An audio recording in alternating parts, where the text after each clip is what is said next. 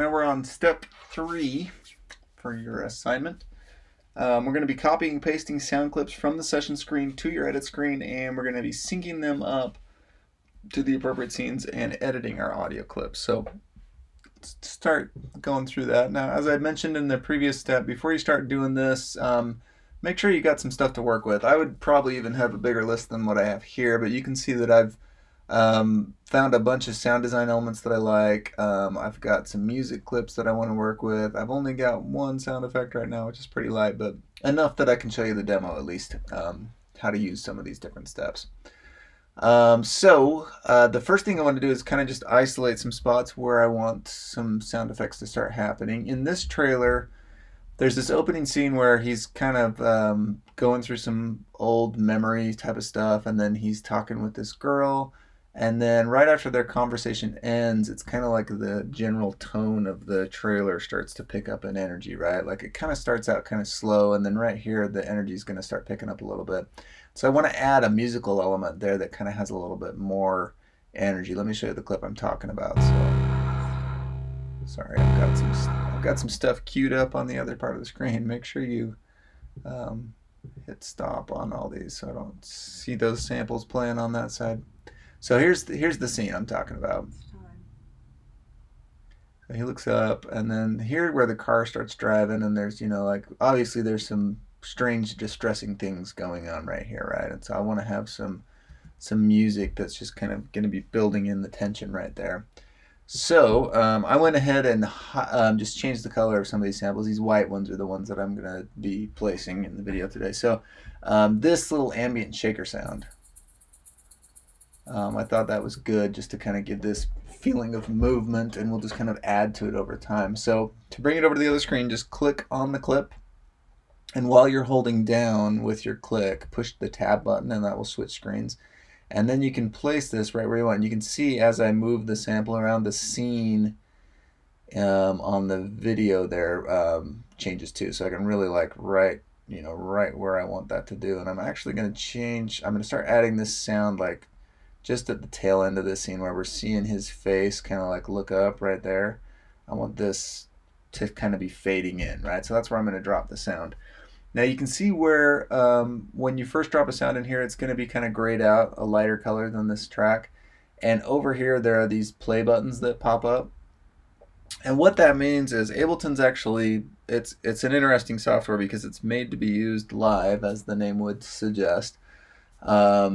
And you can kind of have two different screens going on where you could play individual clips from this screen, but then you could also be playing like bigger audio songs from this screen at the same time. And so when you're going back and forth between these different screens, it's important that you kind of turn off this screen so that you can just hear what's on this screen. It's a little bit confusing, but the stuff that's on this Music 1 track, I can either be listening to whatever I have spelled out here, or I can be listening to what's on this list here. And I can't be doing both at the same time. I have to choose one. And so now that I'm bringing stuff over here, I'm going to actually turn all these on. And how you turn them on is just click on these little play buttons. And depending on what you're doing, these could get turned back off as if we go, if you go to the other screen and decide that you want to start like, pushing play over here and listening to some different sounds, then you'll notice when I come back to this screen, this track is turned off again, right? Because I was playing stuff on this track, this Music 1 track. So just kind of keep that in mind. It's real easy to kind of get confused when you're hearing sounds and you're like, I don't have anything on this screen. Why am I hearing something? And it could be something that's queued up on this screen, or vice versa. So just keep that in mind as you're going back and forth. Okay, so I've got this sound, this little shaker track, and I actually want this to be pretty much going throughout the rest of the trailer. And so I'm just going to drag it out. You just go to the edge of it and just drag it out. Get that, go to the upper left-hand corner so that it changes to that bracket, and then you can drag it out like that. Okay, so that's one thing you can do. And while I'm here, I'm going to show you this. Remember, I want this to kind of fade in, right? Because it starts out here with like his face, and then I kind of want it to be like fading in when we see that car, right? And so to fade a sound in, if you go to the lower part of this track, you'll see these two squares appear, and if you click on the top one, you can drag a fade in like that. And so you can see, like, as I pull that in, you can kind of slowly pull that in. There's a limit to how far you can pull a fade in or a fade out this way. This is kind of the easy way of doing it, but you can only do it as far as the loop is. So you can see like the loop starts over right where that little tick is, and I can't make the fade in longer than that loop. I'll show you how to do longer and slower fade outs in another video. You can see you can also kind of change the shape of the fade out if you want it to like kind of quickly fade in right at the end, or if you want it to be like a more slow gradual one, you can do that. I'll probably do something like that. So that's going to look like this now. All this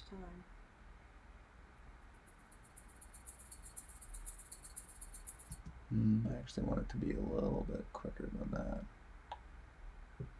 Something more like this. This time.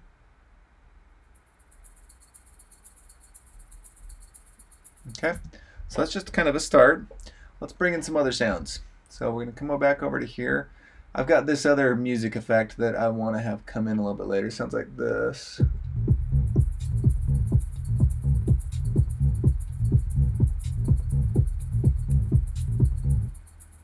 All right. And I think I want to bring that in a little bit later.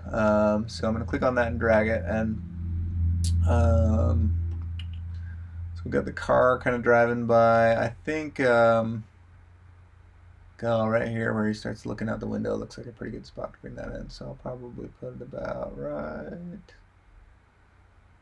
there. And again, I got to turn that track back on. And again, I probably want to have this kind of sneak in on the fade in. Now this is a longer sample, so I can do a lot longer of a fade in on this if I wanted to.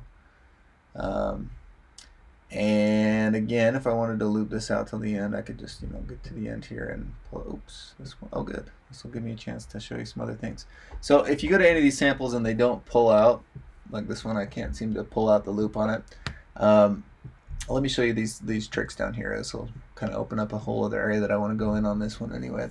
So if I click on this sample here, it'll bring up its information down here, and we can make some changes to it. But first of all, you can see that this loop button is turned off, and that's what's preventing me from pulling it out. If I go to this sample here, you can see that its loop button is turned on, and that's what lets me pull it out and copy it over again. So I'm going to go back to this sample, turn the loop button on. And I need to have the warp button on first to have the loop button on. So make sure those two are on, and then I should be able to go to this screen and pull it out, and just like the other one that way. Okay, so that's one thing you can do with the sample. Let me show you a couple other things. Right here is the volume for that clip or sample. And so if I wanted to make this a little bit more subtle overall, you can see as I'm pulling that up or down that the waveform's getting bigger or smaller. Probably wanted that a little bit quieter. You can also transpose it, so if you want it to be deeper in pitch, you can just pull that down or transpose it up also. A little bit goes a long way on this transpose knob, so be careful. Even just -3 is quite a big adjustment on most of these sounds. Let's see what that looks like right now.